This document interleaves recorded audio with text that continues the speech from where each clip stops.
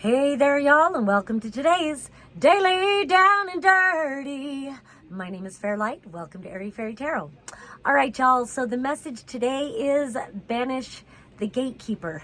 So we start out with this Five of Swords energy, and of course I always want to say, when I feel compelled to use the Gummy Bear deck, the message in itself is don't take life so seriously. Sometimes things can seem really intense, especially in the fabricated reality we find ourselves in, where we have to pay rent and we have to pay bills and we have to da-da-da-da-da-da-da. Of course, we need to eat in all realities. Start there. We need shelter in all realities. But sometimes the way things are structured don't need to be so binding that it consumes us, because it kind of eats you alive. If you can step back and just laugh at life and know the solutions are always available. It may not be the solutions that you want, or maybe you don't see what those solutions are yet, but sometimes if you can just tune into the frequency that if there is a challenge, there are solutions and it's just about tuning into that. So don't take life so seriously. So we started out with a very serious card, the Five of Swords. This is my gaslighting card, but right away when it came out, I wondered if this was the programming that we all receive throughout our lifetimes, if this is an internal gaslighting that you're doing, and how can you override that? So then we've got the Four of Swords. And it's interesting, we've got the Four of Swords, the Five of Swords, and then also the Six of Swords. We'll come back to these two in a minute. We've got the Four of Swords with the Nine of Wands, and right away it's like, protect your peace. Protect your peace. This Nine of Wands is pretty wary. They're tired of guarding the fort. They're tired of being on the defense, but nines indicate that you are nearing the end of a cycle. You are nearing a completion. So just hang in there. And then with this Four of Swords, it's just so much protect your peace at all costs. And so it's like, no matter what the challenges are right now, whatever this Five of Swords energy is about, whether it's an internal thought process or somebody externally actually gaslighting you, trying to win at all costs kinds of things, protect your peace at all costs. And it kind of indicates, you know, going within, meditating, finding that peace, because you've got to be connected to that peace in order to protect it, to safeguard it. So then we come up here, we've got this Hierophant with the Four of Wands reversed. And that's where the whole concept of the gatekeeper came in. Banish that gatekeeper. So I guess that's why I felt like I had to talk about paying bills and answering to authorities like your employer, or answering to authorities like a pope, or answering to authorities of all different kinds. There's this gatekeeper energy here.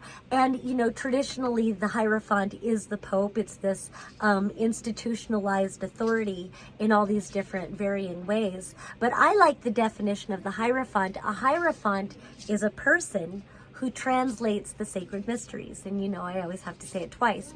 A Hierophant is a person who translates the sacred mysteries. You are the Hierophant if you choose to be. And so again, in protecting your peace, safeguarding that peace, that's where you come into translating your own mysteries, whatever messages you are here to understand, and to translate those into lessons to be learned as well as taught.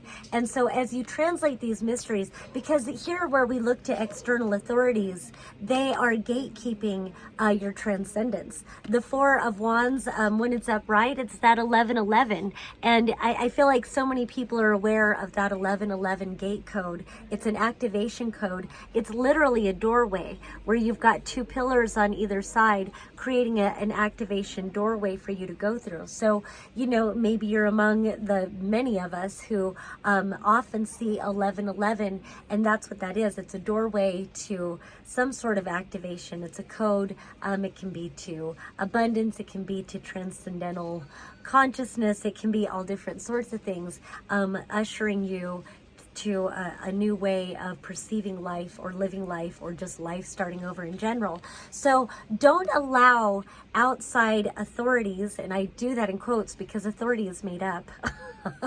It's all fucking made up. It's all established and held in place by pretty much it's by violence and fear. So, you know, take your power back from these sorts of things. And if you are the one institutionalizing this, if you are that internal voice that keeps running that program, giving your power away to belief systems or limitation or lack or whatever it is, it's for you to maybe journal and write about these beliefs that you have and why you have those beliefs, and then ask yourself, is this really even what I believe? Or is this what I was taught that I must believe? What would I choose to believe about this if I had a choice? And then you can rewrite the programs that keep running through your mind, and then you can move away from that energy here. And it doesn't have to be about competition. It doesn't have to be about winning or losing. It's just about moving on to safer shores, moving on to calmer shores, and again, crossing that threshold into some sort of transcendental wisdom. And the primary color in this card is yellow, and that's about personal power. That's that solar plexus energy where you are accepting your personal power, and you know, with great power comes great responsibility. And I think that's often why people choose to give their power away. This conversation came up earlier where often we're so afraid of our own power because we don't know what to do with it.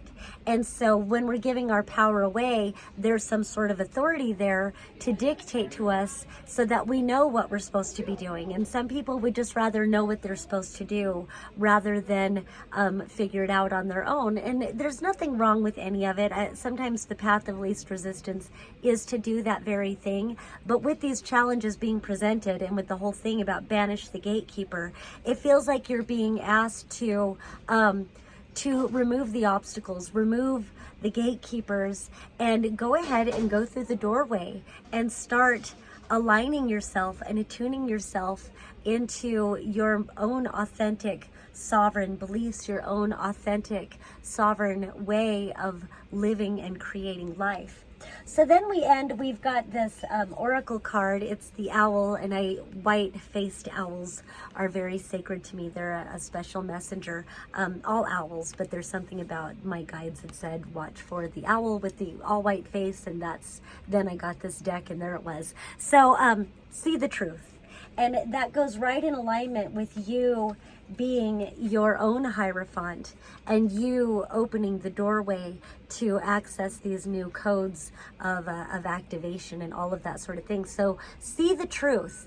And a lot of times, and what I'm noticing, especially with palm readings and other things like that, is more and more people are coming online and activating as channels.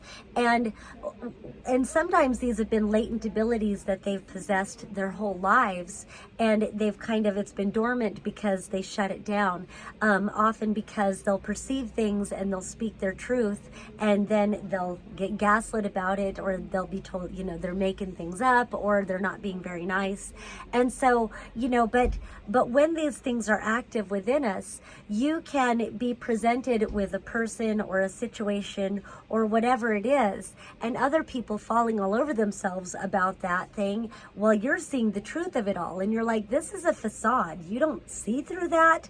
Like I said, this can be about a person who presents themselves beautifully, but you see right through that facade. You see sinister intents, or you see that they're lying or whatever it is.